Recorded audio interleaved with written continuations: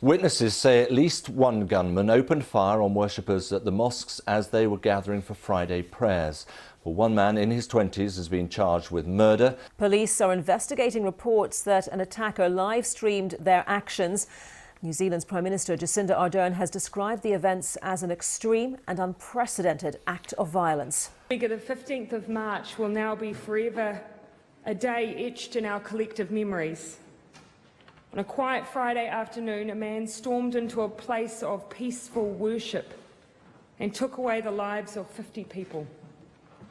That quiet Friday afternoon has become our darkest of days. Mr. Speaker, we are a nation of 200 ethnicities, 160 languages. We open our doors to others and say welcome. And the only thing that must change after the events of Friday is that this same door must close on all of those who espouse hate and fear. Prime Minister Justin Trudeau has issued a statement condemning the attacks. He writes, in part, "We extend our deepest condolences to the families and friends who lost loved ones in this senseless tragedy. Far too often, Muslims suffer unimaginable loss and pain in the places where they should feel safest. Canada remembers too well the sorrow we felt when a senseless attack on the Centre Culturel Islamique de Quebec in Sainte-Foy claimed the lives of many innocent people gathered in prayer. To move forward as a world, we need to recognize diversity as a source of strength and not a threat.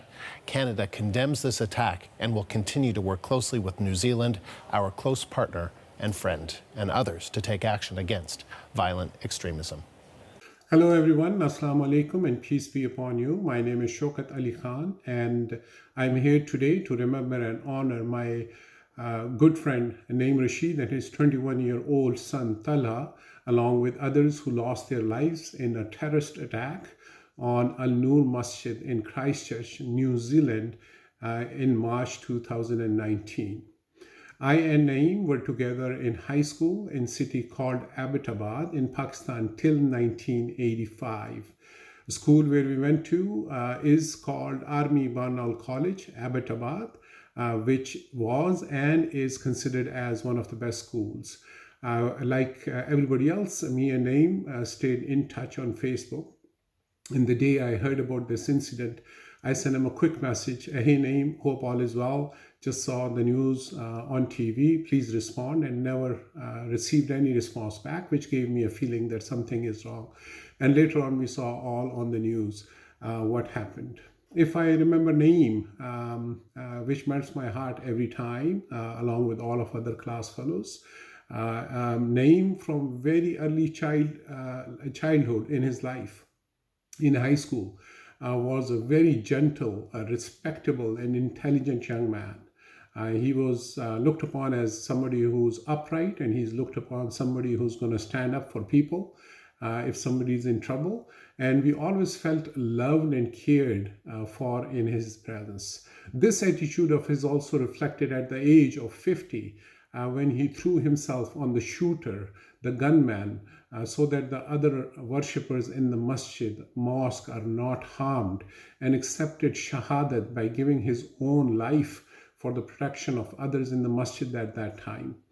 Unfortunately, his 21-year-old son also got martyred, who was with him in the masjid at that time, along with other 31 people. And again, thank you all the organizers for arranging this Remembrance Day, and I hope by remembering Naeem, his good soul, his good nature, and his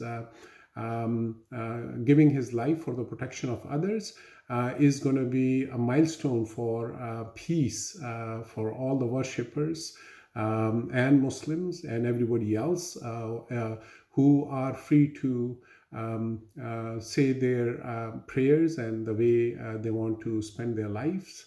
And there would be eternal peace for all those people with the religious freedom. Thank you very much, everyone. Appreciate your time. God bless you all.